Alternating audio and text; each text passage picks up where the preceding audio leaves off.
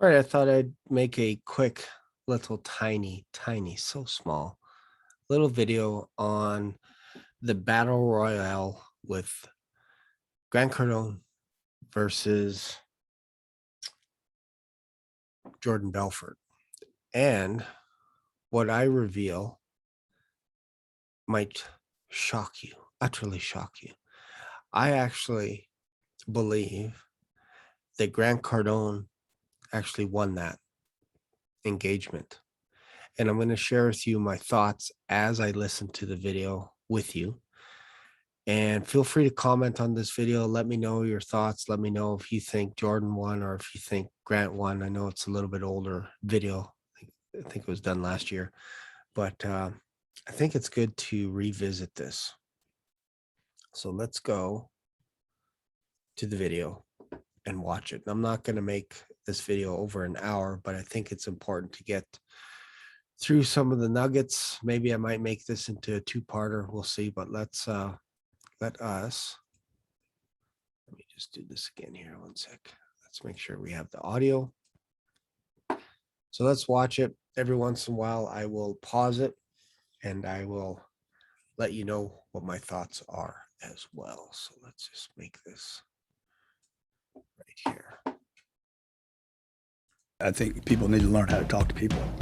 Right. Keep talking to them no matter what their interest is. Sales training, time management, personal efficiency, closing, negotiating, personal finance, and money mastery. These are all things that I have done successfully in my life that I'm like, hey, this worked for me. I don't know if it's going to work for you, but I know it's going to work. I know it worked for me.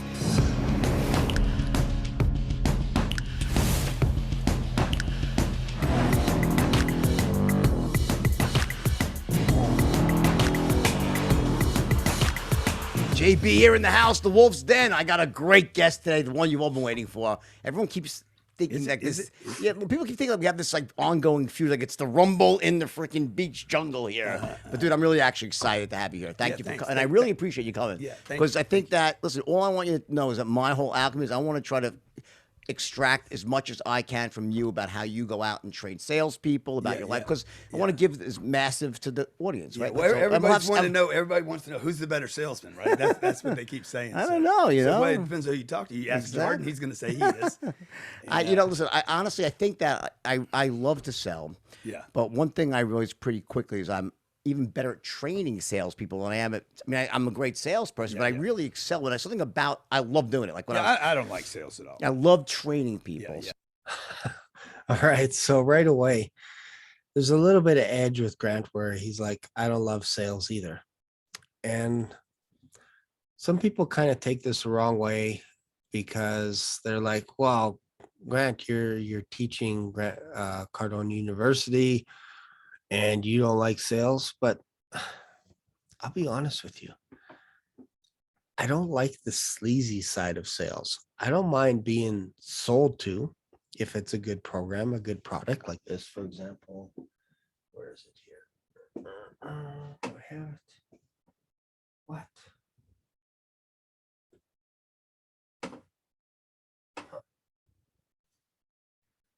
Oh, here it is. One second.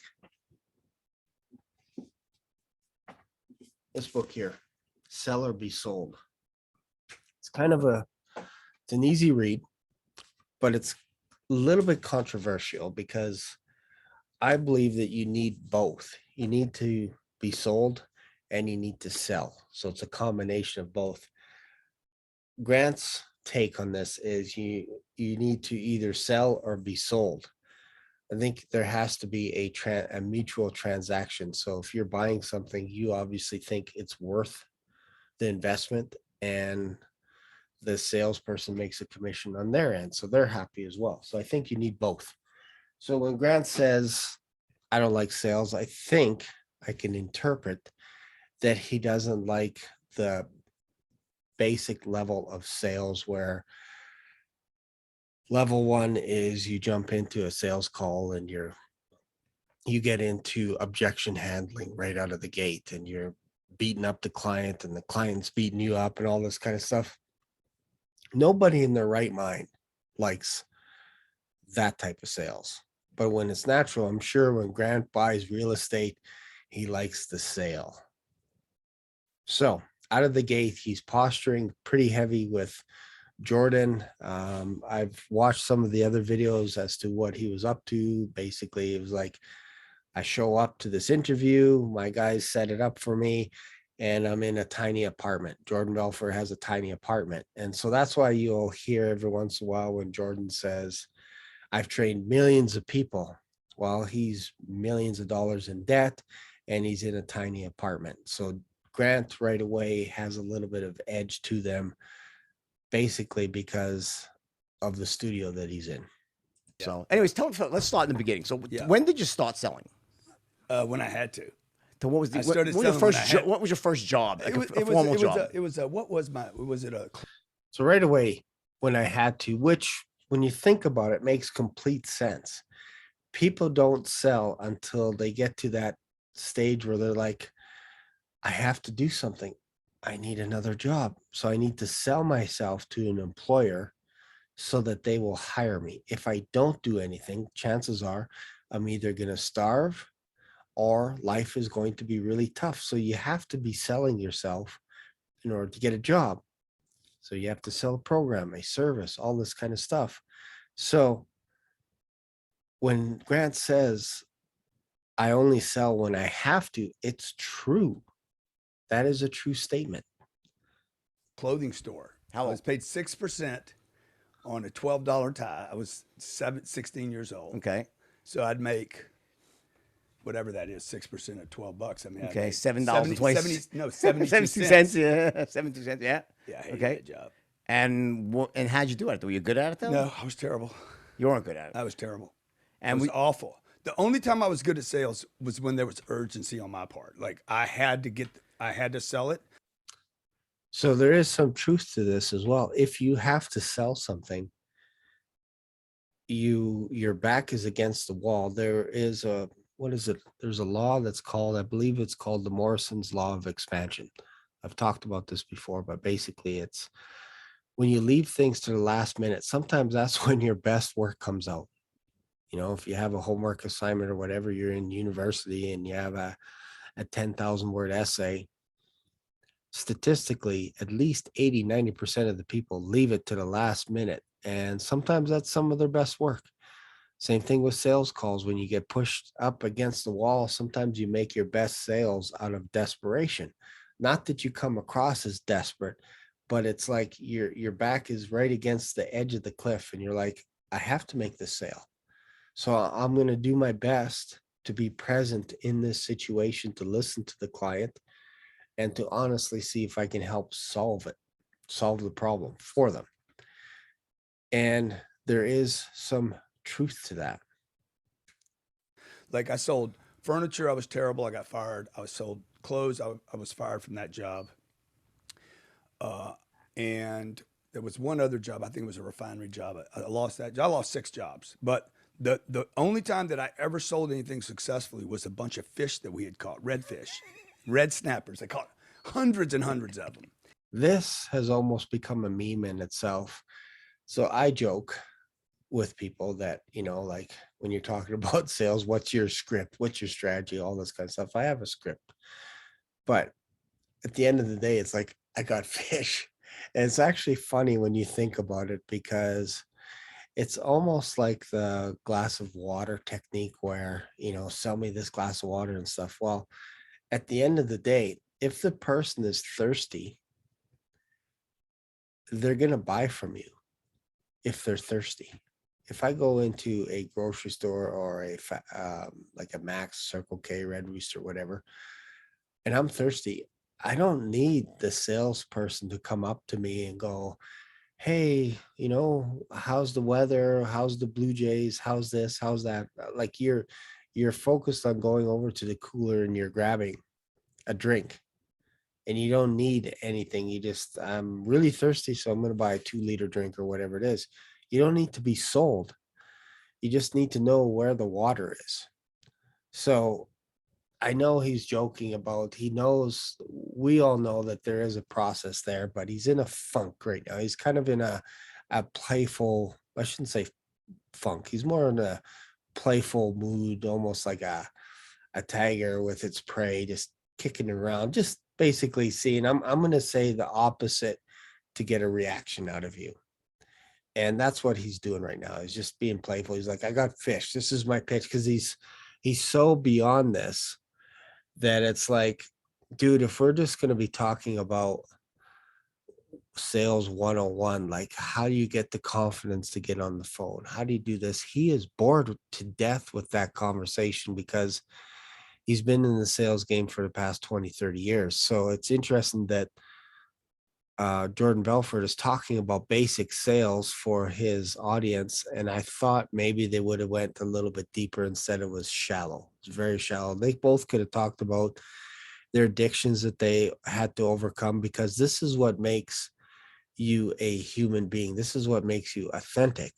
And if you're just going back to basic selling 101, like it's boring at the end of the day. You get bored of it. Like, oh, how do you handle objections? How do you handle it when somebody says, I need to think about it?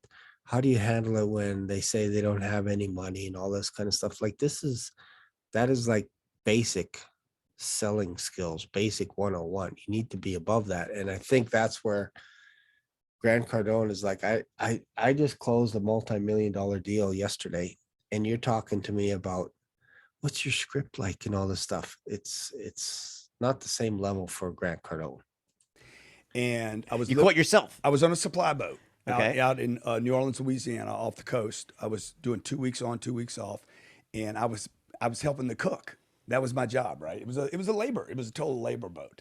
3 of us on the boat. We'd bring supplies out to the oil rigs. I've never told this story, and one day we dropped lines over the boat in about 120 foot of water, and we would drop lines, and it would have 120-foot line, not a fishing pole, a line, Right. a rope, dude, with like 80 hooks on it. And you just wait. You sit and wait and do Right. nothing. And then you go over there and you pull up 60 fish. Every line had 60 fish. Real. See, I like this conversation.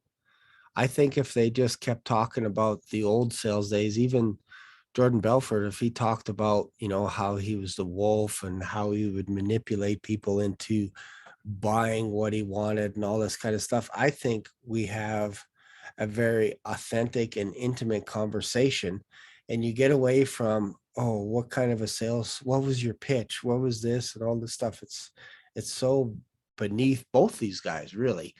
So I think Grant was just in the mood where he's like, you know what, let's talk about deeper. If you're only staying shallow, I can be more shallow than you, and I'll just keep it like this. So like, Where was this though? this is south of New Orleans. Okay. So we catch, I don't know, 300 or 400 fish. We couldn't even keep them all. Right. Snapper about this big. So I tell the guys, I'm like, hey guys, can I have your fish? I mean, we can't eat it all. So we put it on ice. And on the way home, when we came in like 8 days later, I stopped door to door. This is how I started my career. Door to door, I was selling fish. To homes. To restaurants. To businesses. God, okay, to to State Farm agents. Hey guys, I got some fish. right. It's fresh as shit right here. You right? know, I did the same job, by the way, but with boxes of frozen steak and meat. And fish. Yeah. Well, I didn't have enough ice. I didn't plan or I didn't know what Right. I was doing. So the fish was going bad. Got it. And I'm like, I have to sell this shit. Right. Otherwise, it's going to go So bad. what was your rap? What was your pitch back then? So I think this is where Jordan misses it by asking him, so what's your rap? Like, it's, again, this is basic stuff, but this is a good story. He approached business. He didn't go door to door. He went to businesses, and he knew that he didn't have very much ice left. So he got a little bit desperate. He's like, look, I got fish. If you need fish because you're selling fish, or you're making, fish and fries, fish and chips, whatever, I got fish right now. And this fish is going to go bad if I don't sell it. We just came in off the ocean. Why wouldn't you? Why wouldn't you buy the fish right now, especially if it's right there? It's freshly caught right there. You don't need a pitch. You don't need to pull out your sales script, check it out on the phone and go, okay, so do you feel that why do you feel this is important to you now to buy this fish? Like, I just need it for my restaurant. Like I have customers waiting for fresh fish. Okay, but why is that important to you now? Like, it's silly, right? Like, it's silly. You have to be real. And I think Jordan missed this. He has his own agenda for his audience, obviously, but I think the better thing would have been to just play off of each other and have a little bit of interaction, human to human. Then Hey guys, I got fish. I got fish. That was funny. my fucking I'll stick. give you really good That- prices. They're there's about my to. straight If I don't line sell them now, they're going to go bad. I got fish. I just caught him. You want him? And that's how I still sell today, by the way. Okay. Like there's no, it's very direct, to the point. Find out if you're interested, and then I move on. So if someone's not interested, in other words, one of the things I know about, listen, I did a little bit of checking, right? Yeah, Not that much, right? And by the way, the reason I don't do checking is because I don't want to. So many, there's people steal so much shit out there, right? I mean, there's so many false gurus and people, the experts of the hour, right? Yeah, yeah. So I don't make it a habit of trying to go through other people's stuff. So I feel like then I'll adopt it as my own, rightly. Sometimes I even realize that. It's kind of a weird thing to say when you think about it, that he didn't want to check out his guest, which I don't necessarily agree with the Wolf of Wall Street, that he's worried that if he looks at other people's content, he's going to copy it. It's kind of a weird thing to say. It's kind of interesting. Just throwing it out there. That you took it from someone else. Exactly. Yeah. So my shit's so good, dude. If you watch it, you will use it again. You can't not use it a second time. Well, really? Okay, good. Well, Oh, no, what's the stuff about being unreasonable? Like when you say, if you want to just be unreasonable with like not stop, but what if they don't want it? What's the fine line? Oh, you saw the unreasonable. You're like the follow up. No. I mean, like, okay, so you have two types of people. You have buyers and non-buyers, right? Like, what do you? No, I don't believe that. I think they're all buyers. You think everyone's a buyer? Yeah. So we're on two almost different trains of thought. Like, I agree with Grant Cardone that everybody is a buyer. They just may not buy your program today, but we all know this. The second you get off the call with someone on a, maybe you're interested in an online course or some real estate, whatever, a real estate program, whatever it is, you get off the phone, you go onto YouTube, you do a little bit of due diligence, and you're like, man, this product was $2,000, $3,000, $4,000, just a little bit too much money. And then you find someone else that's like $1,000, and you're like, oh, yeah, you know what? I like the way that these guys operate. And then you buy it. So you weren't a buyer at that moment, but you bought down the road. Or somebody walks into a dealership and they're just looking. Nobody just looks at a dealership. When I buy a car, I do a little bit of research on the internet. But if I'm going to a dealership, I'm going to buy a car. That's it. That's my mindset. Now, I may not like the car in that particular dealership, and I might go to a different one. So I'm not a buyer for them, but I'm a buyer for someone else. So from that perspective, Grant is telling the truth. Everybody is a buyer. They just may not be interested in what you have today. So there is a case to be built about following up with them, but they may not buy your program today because it's not always about the money. It's not always because they don't have money. If they really wanted it, if somebody pulled up with a Lamborghini and they said this Lamborghini is $10,000, do you want it? I tell you, I'd move heaven and hell to get $10,000 to buy that Lamborghini. I would, because why? Because it's overvalued. It's over hundreds of thousands of dollars. So everybody is a buyer in that instance. So far, I think Grant is winning this duel, if you will. Every human being you meet is going to buy something. Whether They might not buy my fish, but then they're going to buy insurance, or they're going to buy groceries, or they're all buyers. But what you're selling fish though? In that case, I was selling fish, but that does not make them a non-buyer. Of fish though, if they That don't, day, that moment. right, that no, if they don't. My point is, So Jordan's off on a little fixed thing. He's hung up on the fish. Grant is above that, where it's like, dude, we're talking about fish, but you know what I mean. You know what I'm saying? Everybody is a buyer. They just may not buy the fish from you today, but you don't know if, because you treated them really well with the fish, now you're on their radar. They're not interested in fish today, but if they see you the next day walking down the road and maybe you have crabs, lobster, something else that you're hawking, They might go, hey, you know what? I see you have crabs or lobster. I'll buy today. I'll buy from you. So yesterday they weren't interested. They could be mad on the phone, but it's not towards you. It's just whatever environment that they're in. They're like, no, leave me alone. Next day you call them up and they're like open. They're like an open book. They're like, yeah, you know, what do you got? I got more time. Last night I was stressed out for whatever reason. So Jordan is missing the big picture here that everybody is a buyer. They just may not buy from you today, and they may not buy that particular product from you today, but they're going to buy from someone that, like you said, it might be life insurance, could be a new car. People don't bat an eye when they're buying luxury items for themselves. They might spend $60,000, $70,000 on a watch or hundreds of dollars on a pair of shoes, but they'll balk at the simplest things like, hey, this course is $500 and it'll help you to increase your skills so that you can sell your own program, your own product, your own service. You can cut hair better, whatever it is, whatever the issue is. If you help somebody solve that problem, and they'll be like, oh man, $500, that seems like a lot of money. And then they'll go out and they'll spend $50 a week on coffee. And in a couple of months, they've basically wasted all that money instead of investing. So again, I think this is another check mark for Grant. And I think Jordan is hung up on the fish. He's still stuck in the fish world. Every buyer's a buyer. Okay, so All I'm looking for is money anyway. Every seller's looking for something. They're looking for money. They don't want to keep what they have. They're looking for money. So you don't think? Okay, so I think every buyer's a buyer. Slow it down for 1 second, all right? Slow it down for a second. I know you speak almost as fast as me. You're Slow on it the down. Red Bull. I'm not. So this is kind of funny because Grant does move at a faster speed. And I think Jordan is caught off guard by the speed that this man moves. He likes to make transitions, and he just gave out a gold nugget. He says, I want the money. So if it's not the fish, what else do you need? What else do you need to buy? I'll give you the shirt off of my back, basically.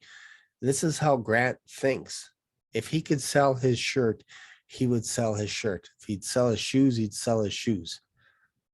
Question, okay? Yeah, so if you're a salesman, a young salesman out in the field, let's say you're selling insurance, right? Yeah. And let's say you knock on someone's door and say, I'm not interested in insurance. I understand. Would you keep pushing and pushing and pushing? No, I totally understand. But I don't believe that they're not. Not interested is an interest level. Okay. Not interested is better than before you hit that door and they said they weren't interested. Not interest.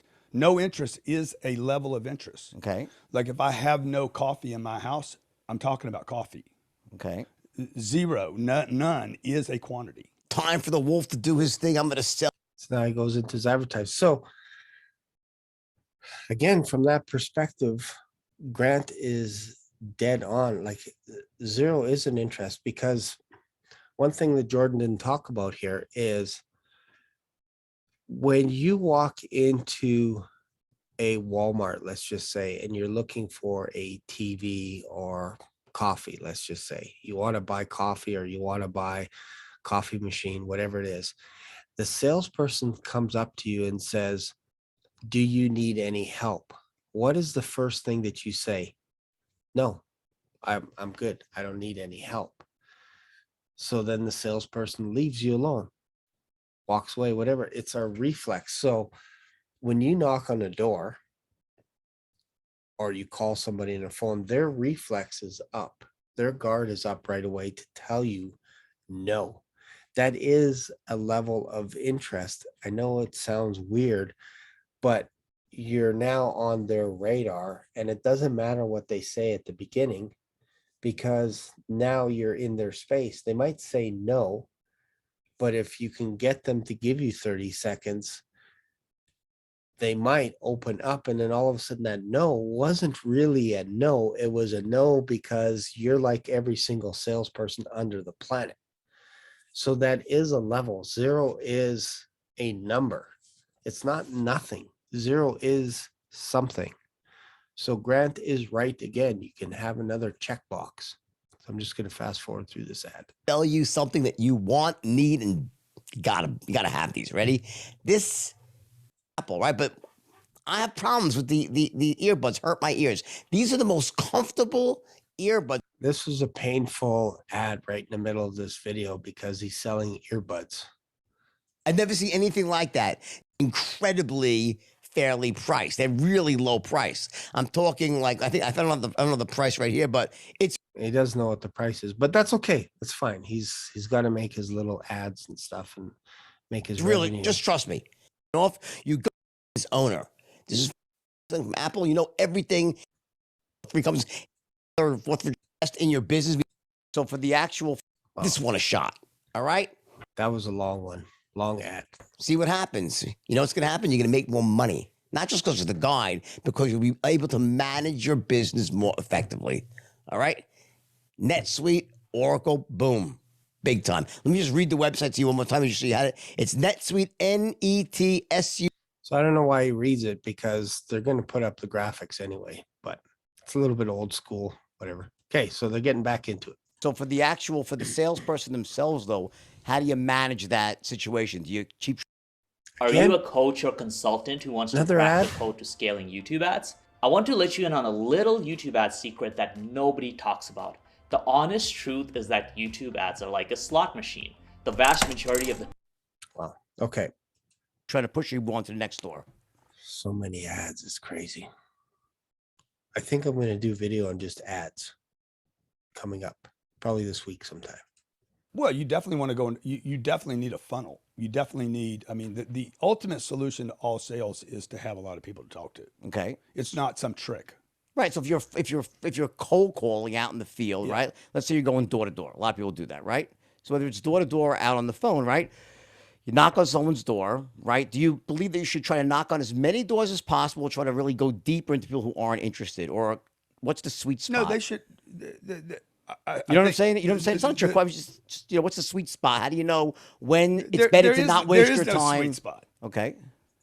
See, I have to agree with Grant Cardone. There is no sweet spot. The sweet spot is you getting out of the vehicle. Maybe you're in a van with a whole bunch of sales guys and they're taking you to an area where they're going to open up the doors so that you can go door to door and pound for 8 hours a day. That is the sweet spot. You're actually in the vehicle and you're about to be launched into the neighborhood. Not being in the sweet spot to me would be at home watching Netflix or whatever it is. And don't knock. I'm not trying to not knock Netflix because after this video, I'm going to go binge watch some Netflix today. I'm actually watching the trial of Winton House or whatever. I'm actually watching that trial. It's very fascinating. My personal opinion, maybe I'll share that in the video, another video. But anyways, I think the kid should go to jail for about 10 years just to learn a little bit of the value of life. He was 17 years old when he had this AR-15 rifle and he shot 2 people. He says it was self-defense. I get it. In America, it's a pretty big deal. From Canada, for me, it's a little bit different. We don't go around shooting people and stuff like that. But hey, we're not allowed to have guns unless you have all kinds of crazy licenses and you can't walk down the street with a gun, all this kind of stuff. But anyways, having said that, after listening to his testimony at the beginning, I was like, yeah, for sure. This guy defended himself, all this kind of stuff. And he's innocent. And then as I started watching his testimony, I started leaning over.